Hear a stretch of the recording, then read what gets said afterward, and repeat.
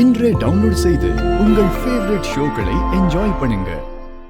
ஒரே பையன் அவருக்கு நடக்கிற விசேஷத்துல கலந்துக்காம அவங்க இங்க வந்து உட்கார்ந்து இருக்கிறத பாக்க எனக்கே ரொம்ப கஷ்டமா இருக்குன்னு. அம்பிகா அம்மா ரொம்ப பாவம். அவங்களுக்கு தான் அவங்க பையன் மேல முழு உரிமையும் இருக்கு. நியாயமா பார்த்தா அம்பிகா அம்மா தான் அந்த சடங்குல உப்ப மாத்தணும். நீ சொல்றது வாஸ்தவம் தான் மகா. ஆனா என்ன நடக்குதுன்னு நீயே பார்த்தல. நாம என்ன பண்றது? நானும் அம்மா அங்க இல்லாததை நினைச்சு வருத்தப்பட்டுட்டு தான் நின்னுட்டு இருந்தேன். திரு என்கிட்ட அம்மா எங்க எங்கன்னு கேட்டுட்டு இருந்தான். ஆனா என்னால எதுவும் பதிலே சொல்ல முடியல.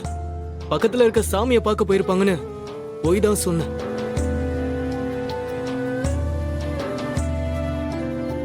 அண்ணே, எனக்கு ஒரு ஐடியா தோணுது.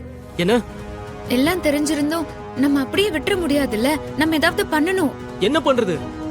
நான் திவ்யா அக்கா கிட்ட இந்த விஷயத்த சொன்னா கண்டிப்பா அம்பிகா அம்மாவை சடங்கு நடக்கிற இடத்துக்கு வர வச்சிருவாங்க. நானும் அவங்க கிட்ட சொல்லலான்னு போன் பண்ணி பார்த்தேன். ஆனா அக்கா போனே எடுக்க மாட்டேங்கிறாங்க.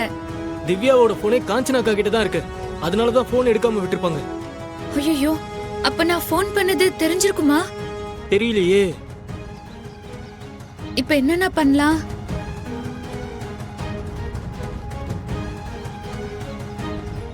சர்வமங்கலம் சுபமங்கலம் பிராப்திரஸ்தோ.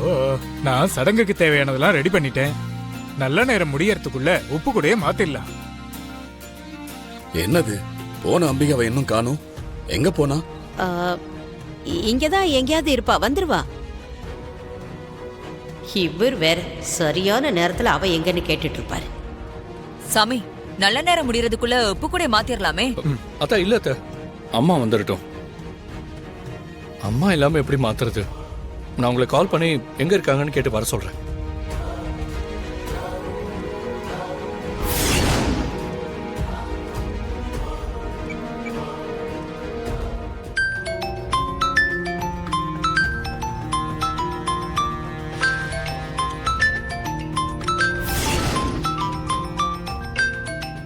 திரு வேற போன் பண்றானே.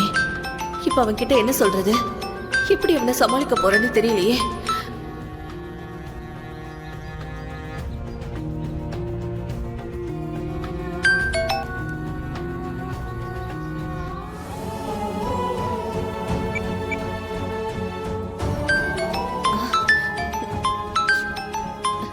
ஐயோ, நான் இப்ப என்ன பண்றது?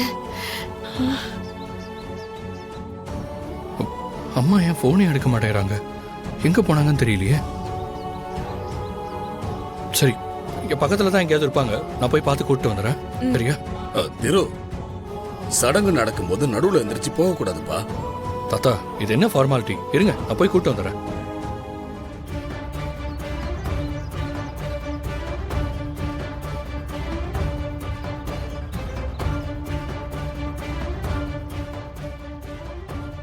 காஞ்சனா, இப்ப என்ன பண்றது? திரு அவங்க அம்மா இல்லாம இத பண்ண மாட்டான்னு எனக்கு அப்பவே தெரியும். அதே மாதிரி ஆயிடுச்சு. மா, திரு போய் அம்பிகாவை பார்த்து இங்க வர சொல்லி கூப்பிட்டா கூட அவ ஏதாவது சொல்லி திருவ சமாளிச்சிருவாளே தவிர இங்க உப்பு மாத்திர இடத்துக்கு கண்டிப்பா அவ வரமாட்டா.